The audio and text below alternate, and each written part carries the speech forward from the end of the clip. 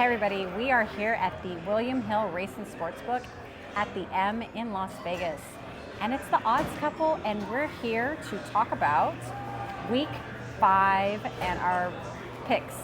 Not that we're doing stellar, because I went 1-3 last week. I thought I would keep up my 500 streak, and they didn't call a safety at the end of the game. That was clearly a safety. And therefore, I didn't get my over in the Jacksonville and Houston game. Yeah. You went 1-3. I went 2-2. Still not stellar. So for the year, I have us as even 7-9. We're 7-9. So we're basically down a unit. And we got to get above 500. We got to. Yeah. We got to. And Christina's not having to wear her Michigan gear today. I wish I would have known I was coming out to Vegas, or else I would have had her actually delay one more week and wear it in person at the William Hill Sportsbook and parade her around the casino in her Michigan jacket. I would have not agreed to that. The agreement was on video and to post it on my page, which I did for a week, and now it's back, and I'm wearing an Ohio State beanie, which I should have brought today. You should have. I should have brought my Ohio State hat too. You kind of wear an Ohio State color shirt, sort of, kind of. So our waitress just came by. I got myself some poison for the body, also called beer. Christina's being good. She's got her water. I got my water. Good for her. So we're going to go with first pick for me. As crazy as this is, I'm going to go with the Browns plus 3.5. I really don't like that team, but I'm going to take them because, they're playing Washington. I think Washington's really high right now. I think this is one of those buy high, sell low, buy high games with the Browns. I don't think, if you look at who Washington's played so far this year, they really haven't played anybody great. Arizona's defense is crap. The Giants' defense is not very good. Who did we say they also played? Which one? The Browns. I mean, they the played Commanders. The Commanders. They played... Who else did they play? They played... the Bengals. The Bengals. That's the one I'm missing. So the Bengals. And the Bengals weren't really that great in their first or second week of the year. So I'm going to go with the Browns because I think the Commanders are being way too favored, if you will. And when you're favored as Washington, that just smells of a defeat to me. Are you not trusting the rookie yet? I'm not. I think he's stellar, but I think the Browns' defense is way better than any of the defenses they've faced so far. And I don't know what's up with the Browns this year. Their offensive line is a mess. It was much better last year.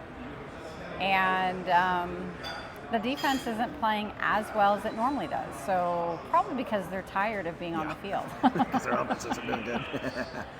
So for my first pick, Jets at the Vikings. It's going to be played in London, so both teams have to travel. I'm going to actually take the Vikings because I don't think that one team or the other has the edge, because it's not like they're playing a West Coast team that has to travel to London.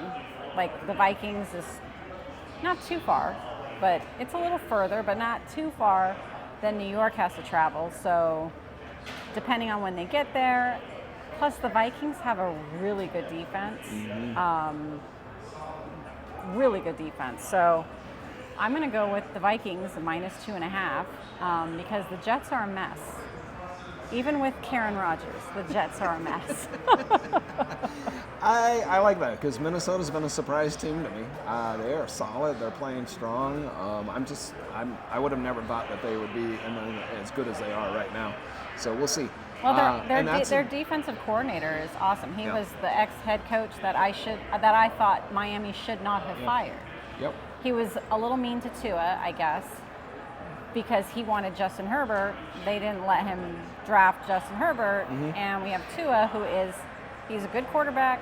He's just injury prone. Yeah, absolutely. Mainly concussions. Yeah, not good. And he's smaller than Herbert. And if Herbert had the weapons that Tua had, True. I think Miami would have done a lot better. True. And I just didn't know that Minnesota would be in that position because they had to put Sam Darnold in as their primary, and nobody would have expected that to happen and have such a good record. So kudos to Sam Darnold, who's playing really, really lights out. All right, my second pick is going to be the Bills, and I'm going to take the money line on that game. They're playing the Texans. Here's my thoughts behind that. The Texans' combined points on their wins has been like 12 points. The total points that they've won by accumulated is 12 points. The teams that they've played have a combined record of 4-8. So I don't think they have a very good strength of schedule, shall we say, so far. And I'm a Texans guy, but I'm just going off numbers here. And the Bills, the games that they've won, have won by a combined 60-some-odd points. So I'm going simple math here. I'm going Bills, money line. So you're not even betting the point total? No, just the money line. Okay. Straight up Bills. Yeah, because the point total, I think they're only favored by 2 or something like that currently. This is Wednesday, so just know the lines will change by Saturday, Sunday, by game time. So we're going off of what the lines are right now. If they shift enough, we probably would change our bet. So just keep that in mind. Bills at Texans, I'm also going to bet that game, but I'm only going to bet the points total. So both teams can score, even though the Bills didn't show that they were playing Baltimore. So Baltimore is a different animal. So I'm going to take the over because I think the Texans defense isn't as good as Baltimore. Agree. CJ Stroud can still put up points. Bills have a good defense. It's not good as Baltimore. And I think that this one should be a shootout between Josh Allen and CJ Stroud. So I'm going to say 47 over on that one. I think that's good. I think the Bills are going to bounce back and they're going to light it up. I think the curiosity will be, I haven't been super impressed with the Texans offense yet. I don't think they've had any big blowout games or big point games, but they're due for one too. So. Well, they've also played 2 divisional. Yeah, true. True. All right, for my third pick, I'm going to take the Saints plus 4.5. Some of these are just trending numbers. Mahomes is 38, 44, and 2 as a favorite by more than 3 points. So the spread on that game is 4.5. They're favored. So by 4.5, so I'm just taking trends. I'm just taking numbers, taking emotions out. The Chiefs have barely squeaked by in most of their wins this year. They're pretty injured right now. So lost Rashid Rice last week. Yep, Rashid Rice. Are we sure it's a torn ACL? Yeah, quarterback took him out on accident. So that was, and as awesome as it is, I had bet Rashid Rice to actually score a touchdown anytime that game. So I was basically threw my money away as soon as he was carted off the field.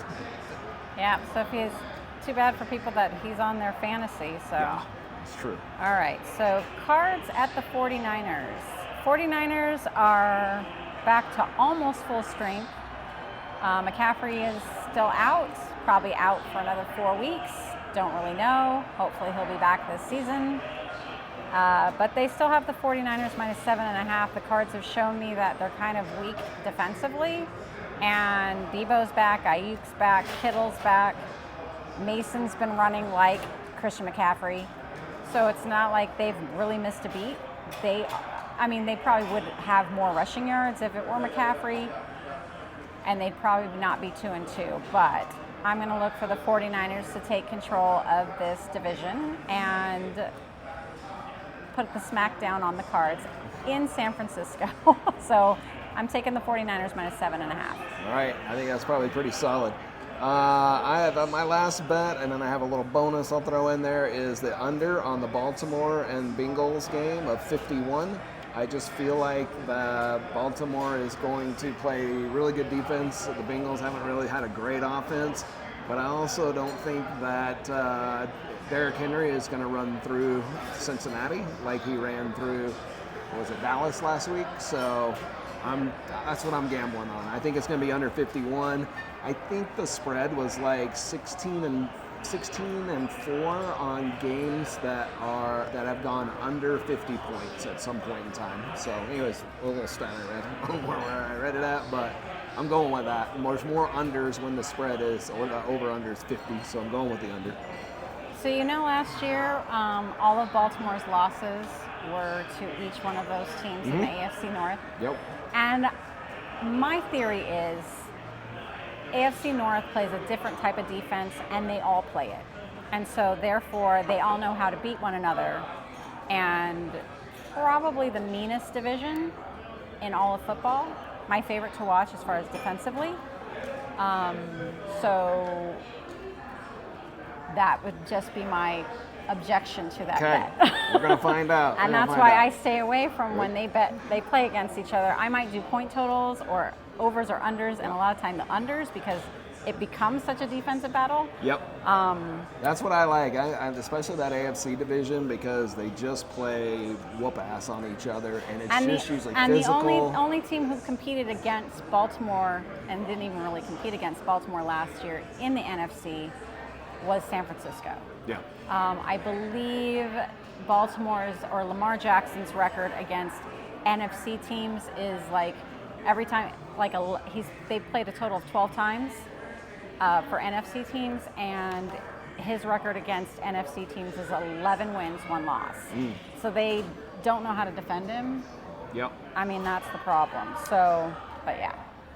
So anyways, Cowboys at Pitt. This is like a throwback to the 70s rival, I guess, because they were both always in the Super Bowl at that time. Pitt won 4 in the 70s.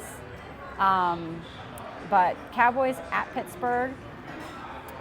Cowboys are terrible against the run, as everyone has exposed it, and Baltimore really took advantage of it last week. I look because, again, Steelers are built very similar to Baltimore, just maybe not as dynamic at the fullback position or the quarterback position, but both can run. So I think the Steelers are going to win, so I'm taking the Steelers -2.5. All right. I don't know on that one. That's a toss-up to me because the Cowboys are still kind of desperate for a win, and I think Pittsburgh might be a little desperate because they got beat last week. Even though they got a decent record, the Steelers continue to do what I feel like they always do. They get their fan base super excited about an amazing year, and then they go lay an egg. Although they did fight to come back last week, I'll give them that, but it was a pretty bad game. It was a pretty bad game defensively. Yeah, So, wait, it was great because I took the F and under last week. So yeah, I followed Christina's normally smart bets. but I didn't. I didn't take the point total last week. I know she chose to sit that one out on the under, and I took it. And Pittsburgh and whoever they played. You got to know when to stop riding the same horse. Well, they play such ugly offense because Justin Fields scores a lot of points. He sure did. Yeah, one time. Whatever. The time I take the under. They actually let him play, so we'll see. Yeah, because they look really good up until half. So kudos, they made second half adjustments because they still look like dog crap in the first half. Much better coach team. Tomlin is a better coach. I agree. And Dallas sometimes is undisciplined. They manage the clock very poorly. But yeah, they're probably desperate, but I still think the Steelers are going to beat them up defensively. It'll be a great matchup. I think it's going to be a good matchup, yeah, for sure. So my bonus pick would be for Thursday night. It's a player prop. I'm going to go on with Bijan Robertson over 24.5 receiving yards. Not rushing, receiving yards. Go with Bijan Robinson because I think they're going to have to dink and dunk and throw a lot of balls. So I would go with that. It's -140, so obviously the bookies are thinking that he's probably going to get over that as well. So maybe parlay that with some other player prop or parlay it with one of the games that we talked about today to maximize the money. I don't know about my bonus pick. I didn't have a bonus pick, so I forgot about that. I didn't prepare you for that. I just had that one down. Well, you know what?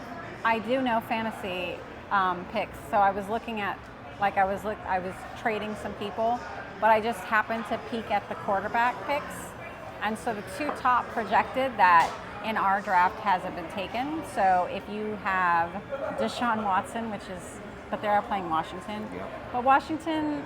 Their defense is not good. Their corners are terrible. Okay, so Deshaun Watson is projected to have like a 26-point game, and Justin Fields is projected to have a 24-point game because who can't stop the run? The Cowboys. So he may have a rushing touchdown or 2 I like that. in that game. So fantasy, I'll just say if you're going to play fantasy, maybe think about starting those 2 or grabbing them just for the week. Just for 1 week. Yeah, and that's what'll be interesting because I looked at Pittsburgh and they're playing the Cowboys, and I think Fields will run for some touchdowns. I think he's going to get some yards on that. So it'll be. I think that's a good pick. Yeah. So there you have it. That's week 5. Week 5. Let's see if we can get above 500, sister. Both of us. We're both gonna hit all of our picks. Go at least 3-1. Or we're gonna go 4-0. That's our goal. Anyways. Have a good one, and we'll talk to you guys next All week. right. Go Knights.